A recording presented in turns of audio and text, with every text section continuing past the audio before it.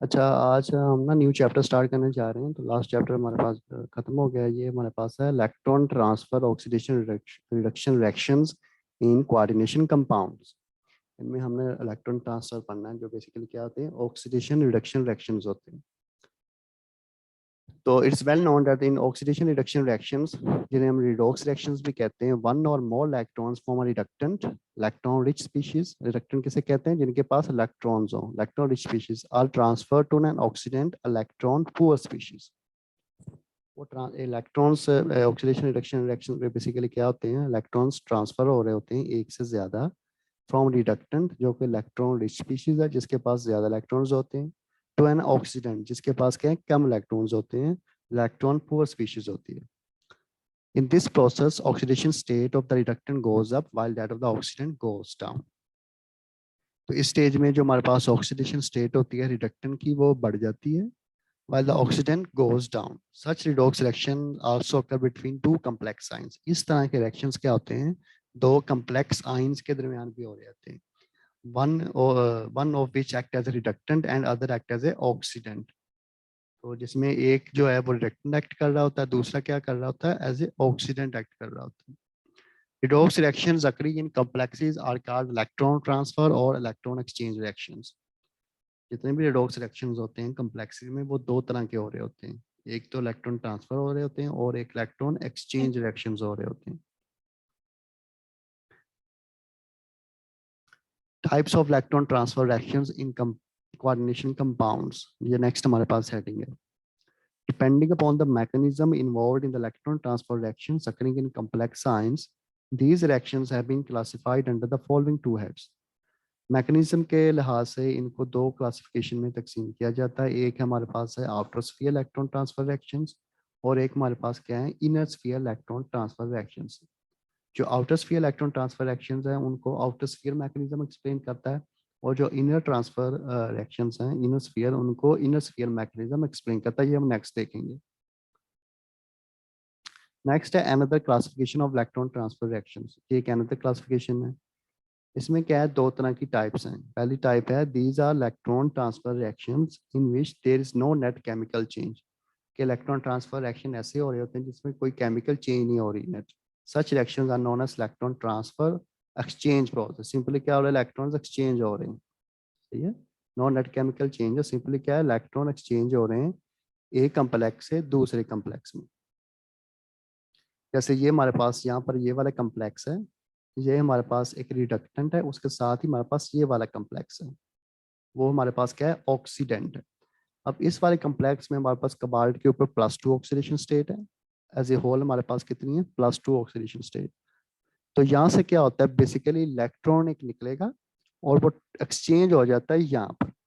सही है, इलेक्ट्रॉन इसका एक्सचेंज हो जाएगा या इधर इसका चले जाएगा, यहाँ यहाँ से हमारे पास ये वाला जो रिडक्टेंट है, यहाँ से इलेक्ट्रॉन क्या हो, इस वाले ऑक्सीडेंट के कोबाल्ट के ऊपर चला गया। सही है, तो इसकी ऑक्सीडेशन स्टेट क्या होगी, कम हो गई। अब इसकी क्या हो जाएगी, बढ़ जाएगी, क्योंकि यहाँ पर क्या हो गया, एक इलेक्ट्रॉन की कमी होगी। तो ये हमारे पास इस कम्प्लेक्स की आ गई, कोबाल्ट की +3 होगी, तो एज ए होल भी हमारे पास क्या होगी, +3 ऑक्सीडेशन स्टेट हो जाती है। ऑन दी अदर हैंड जो ऑक्सीडेंट था, तो वहां पर उसकी ऑक्सीडेशन स्टेट क्या होगी, कम होगी। तो यहाँ पर सिंपली क्या हुआ, इलेक्ट्रॉन का एक्सचेंज हो रहा है। अब यहाँ पर जो साथ एक्स लगा हुआ है, ये एक्स क्या हो सकता है, कोई हमारे पास आइसोटोप्स हो सकते हैं इनको ट्रेस करने के लिए। डिफरेंट हैलोजेंस के हमारे पास क्या हो सकते हैं, आइसोटोप हो सकते हैं, जो इनके साथ अटैच किए जाते हैं ताकि इनका मैकेनिज्म ट्रेस किया जा सके। तो इसका मैकेनिज्म जब ट्रेस करते हैं तो पता चलता है कि यहाँ पर हमारे पास क्या हो रही है, सिंपली इलेक्ट्रॉन की एक्सचेंज हो रही है। क्लियर है?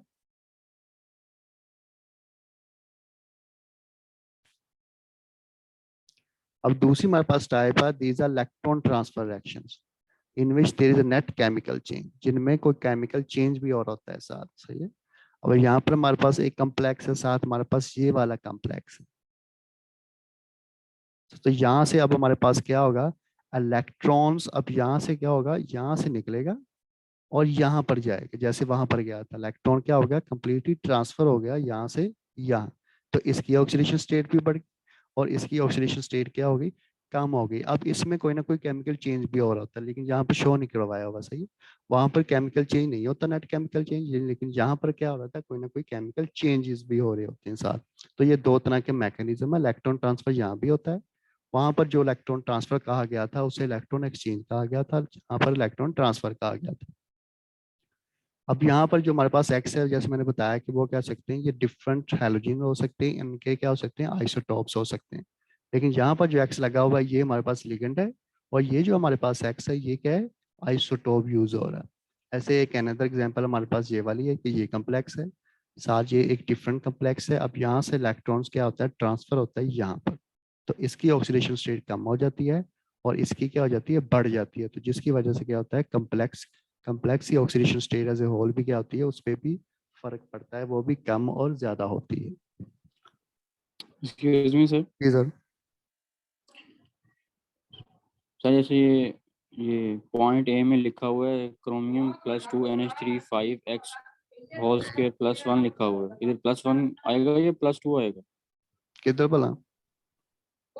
ये सेकंड रिएक्शन में ए वाली। अच्छा ये वाला यहाँ पर आएगा +2, सही है। इसका करेक्शन कर ओके लीजिएगा सर। कि यहाँ पर +2 है, तो जब यहाँ से इलेक्ट्रॉन ट्रांसफर हो जाएगा तो इसकी ऑक्सीडेशन स्टेट कम होगी, तो फिर ये भी कम हो जाएगी। Okay sir. हाँ, नेक्स्ट हमारे पास टॉपिक है law of conservation of energy in electron transfer reactions. इनमें एनर्जी कैसे कंजर्व होती है, उस लॉ का इसमें क्या असरअंदाज होता है। अब इसके लिए हमारे पास एक एग्जांपल है ये वाले कम्प्लेक्स की, एक फेरिक वाली है, हमारे फेरस वाली है, और एक हमारे पास है फेरिक वाले कंपाउंड कम्प्लेक्स की एग्जांपल। इन दोनों का आपस में है कंपैरिजन। इसमें ये वाला हमारे पास जो फेरस वाला है कम्प्लेक्स, ये एज ए ऑक्सीडेंट एक्ट कर रहा है, और ये हमारे पास एज ए रिडक्टेंट एक्ट कर रहा है, सही है। तो यहाँ से सिंपली क्या होगा, इलेक्ट्रॉन क्या करेगा। अच्छा, अब ये हमारे पास ये जो कम्प्लेक्स है इनकी क्या होती है, ये हमारे पास स्टेबल स्टेट्स हैं, लो एनर्जी स्टेट्स हैं। इनकी क्या है, स्टेबल स्टेट्स हैं। इसके बाद जो भी रिएक्शन हो रहा होता है, सिंपल वो हमारे पास इलेक्ट्रॉन ट्रांसफर रिएक्शन हो रहा होता है, तो वो दोबारा क्या होते हैं, वापस अपने इलेक्ट्रॉन्स भी क्या करते हैं, दोबारा दे देते हैं। तो उसके नतीजे में फॉलोइंग एक्साइटेड स्टेट्स बनती हैं। फॉलोइंग क्या बनती है, एक्साइटेड स्टेट, ये लो स्टेट है, और ये हमारे पास एक्साइटेड स्टेट्स है। तो एक्साइटेड स्टेट्स के जाने के बाद भी ये क्या करते हैं, हमारे पास इलेक्ट्रॉन्स की ट्रांसफर करते हैं। अब यहाँ पर हमारे पास जो आयरन और ऑक्सीजन का, ये वाला ऑक्सीजन और इस आयरन का जो डिस्टेंस है वो 2.05 एंगस्ट्रम है, और यहाँ पर हमारे पास 2.21 एंगस्ट्रम है, सही है। तो जब हमारे पास ये कम्प्लेक्स बनते हैं तो हम देखते हैं कि इसका इस डिस्टेंस पे क्या असरअंदाज होता है। इन दिस रिएक्शन, ये वाला जो फर्स्ट कम्प्लेक्स है हमारे पास, जिसे हमने 1 कहा था, act as a oxidant, and reaction 2 वाला, ये वाला हमारे पास एज ए रिडक्टेंट एक्ट कर रहा है। Electron is transfer from the reductant to the oxidant, reductant से ऑक्सीडेंट के हमारे पास क्या होगा, इलेक्ट्रॉन की ट्रांसफर होगी। अच्छा, इसकी यहाँ पर ऑक्सीडेशन स्टेट ना, इसका भी मिस्टेक है, वो मैं क्लियर करवा दूंगा कि यहाँ से जब इलेक्ट्रॉन ट्रांसफर होगा तो इसकी ऑक्सीडेशन स्टेट क्या हो जाएगी, कम हो जाएगी, इसकी बढ़ जाएगी। तो यहाँ पर क्या हमारे पास, अच्छा हाँ, इसका जब हमारे पास इलेक्ट्रॉन ट्रांसफर होगा ना इस वाले से इस वाले में, तो यहाँ पर हमारे पास +3 ऑक्सीडेशन स्टेट है ये वाला, और ये हमारे पास कौन सा है, +2 ऑक्सीडेशन स्टेट वाला। यहाँ पर आयरन के ऊपर +2 लिखी हुई है, तो यहाँ पर +3 होगी, ठीक है। तो यहाँ से जब हमारे पास इलेक्ट्रॉन ट्रांसफर होगा तो उसकी ऑक्सीडेशन स्टेट क्या हो जाएगी, बढ़ जाएगी, इसकी इसकी ऑक्सीडेशन स्टेट बढ़ जाएगी, और इसकी क्या हो जाएगी, कम हो जाएगी। तो इस पे +2 आ जाएगा और इसके ऊपर +3 आ जाएगा। तो ये करेक्शन कर लीजिएगा। अच्छा, in this electron is transfer from the reductant to the oxidant, तो हमारे पास ये वाला प्रोडक्ट बनता है और ये वाला प्रोडक्ट बनता है।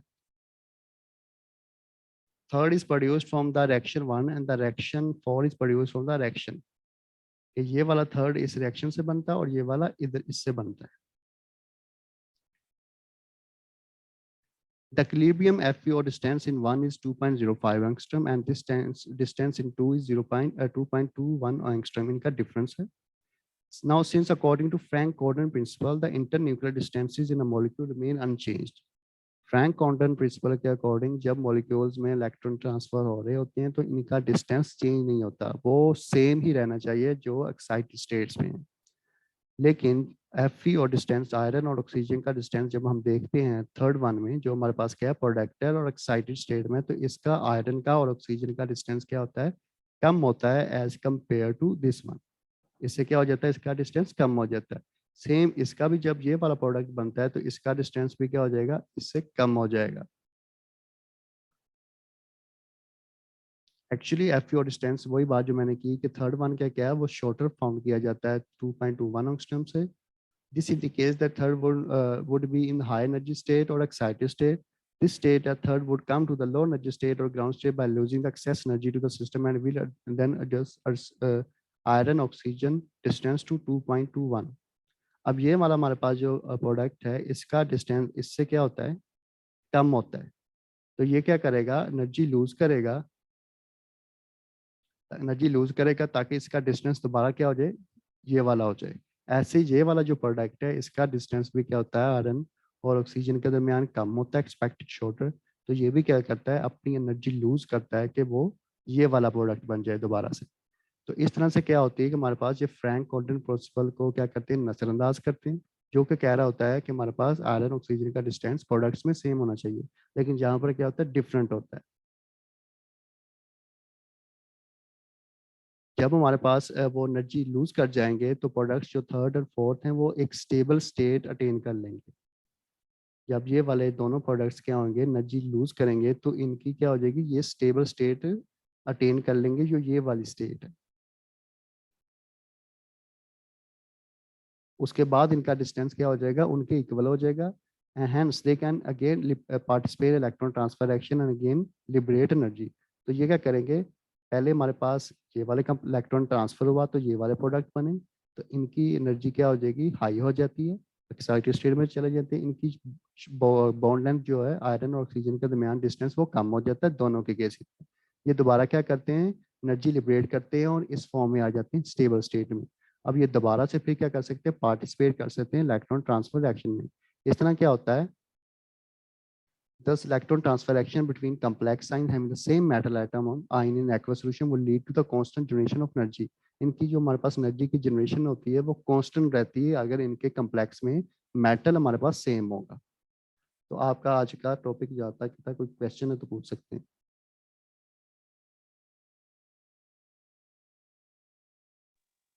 No sir. क्लियर है यहाँ तक?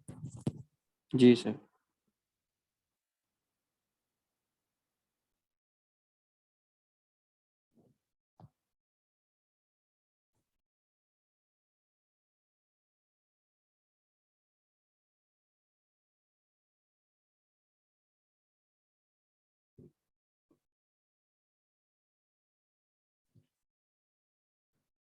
चलें ठीक है, फिर क्लास आपकी खत्म होती है। ओके सर, अल्लाह हाफिज। अल्लाह हाफिज।